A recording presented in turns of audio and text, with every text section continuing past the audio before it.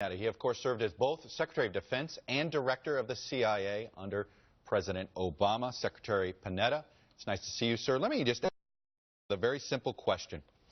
Is the President's current strategy against ISIS working? Well, obviously, there's a lot of concern about whether or not we've deployed the resources to be able to accomplish the mission that the President described. I think the mission that he said is the right mission, which is to disrupt, dismantle, and destroy ISIS. That's the right mission. But I think that the resources applied to that mission, frankly, have not been sufficient to confront that. And for that reason, I think we've got to be much more aggressive and much more unified in the effort to take on ISIS.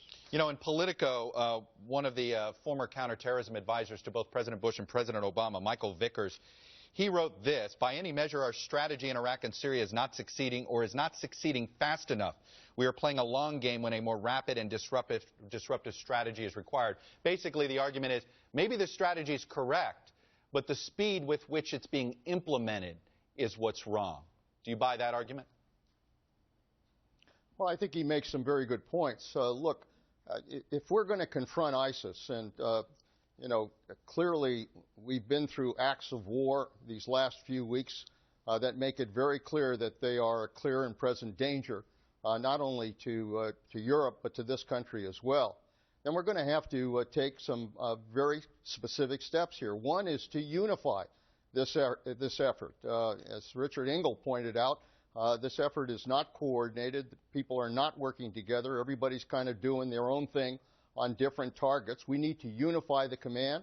We need to set a joint command center where all of these countries are together on their objectives. And secondly, we need to increase our effort there. We need to increase the tempo of our airstrikes.